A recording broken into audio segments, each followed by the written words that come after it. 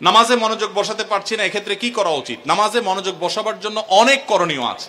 নামাজে মনোযোগ ধরে রাখতে পারেন না, এই সমস্যা কি আপনাদেরও আছে ভাই? আছে? নামাজে মনোযোগ ধরে রাখতে পারেন না?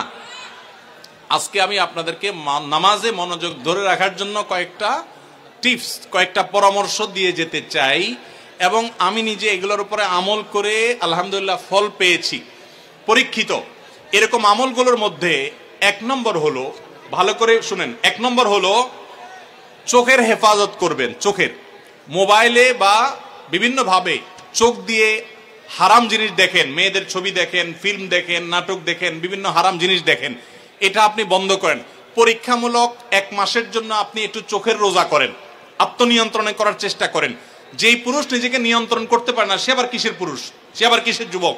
নিজেকে নিয়ন্ত্রণ করার চেষ্টা করেন, এবং চোখের হেফাজত যদি আপনি করতে পারেন, আমি আপনাকে লিখিত দিতে পারি, টানা যদি আপনি দীর্ঘদিন আপনি এই কাজটা করেন, ইনশাআল্লাহ আপনি নামাজ এবং যে কোনো ইবাদতের স্বাদ পাবেন। শুরু করবেন অন্তত। দ্বিতীয়ত, হারাম উপার্জন ছাড়তে হবে। কি ছাড়তে হবে? হারাম খাওয়া ছেড়ে দেন, হালাল খাওয়ার গ্রহণ করেন, এটাও ইবাদতে মনোযোগ সৃষ্টি করতে সহযোগিতা করে। তৃতীয়ত, নামাজের জন্য বিশেষ করে বলতে চাই, এই যে পয়েন্টটা এখন বলতেছি নামাজের মধ্যে, এইটা যদি করেন আর আপনি মনোযোগ না আসে, আপনি আমাকে ব্যক্তিগতভাবে জানায়েন যে আপনি ভুল বলে আসছেন। আমি আলহামদুলিল্লাহ এটার উপরে নিজে 100% উপকারিতা পেয়েছি, অনেককে পরামর্শ দিয়ে তাদের মধ্যে উপকারিতা পেয়েছি। সেটা হলো নামাজের টাইমিংটা বাড়িয়ে দেন, অর্থাৎ দীর্ঘ সময় নিয়ে নামাজ পড়েন। আপনার 4 রাকাত নামাজ পড়তে 5-6 মিনিট সময় লাগে, বা 6-7 মিনিট সময় লাগে, আপনি এটাকে ডাবল করে দেন, এবং সূরা ফাতিহা পড়ে একটু অপেক্ষা করে অন্য সূরা পড়েন, একটু সময় নেন।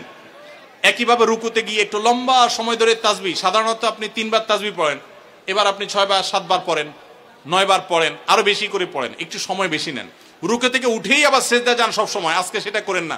রুকু থেকে উঠে একটু দাঁড়ান, একটু অপেক্ষা করেন, একটু দেরি করেন। নবী সাল্লাল্লাহু আলাইহি সাল্লাম রুকুতে যে পরিমাণ সময় থাকতেন, রুকু থেকে উঠে দাঁড়িয়ে তার কাছাকাছি, কারিবা মিনহু হাদিসের ভাষ্য, তার কাছাকাছি থাকতেন, অথচ আমরা রুকু থেকে উঠেই দৌড় দিই। তো আপনি উঠে একটু অপেক্ষা করেন, দাঁড়ান, অন্য সময়ের চাইতে ডাবল সময় দাঁড়ান। এভাবে যদি প্রত্যেকটা কাজ আপনি সময় নেন এবং ধীরে ধীরে করেন, ইনশাআল্লাহ বিইذনিল্লাহ আপনি নামাজের মধ্যে মনোযোগ দেখতে পাবেন।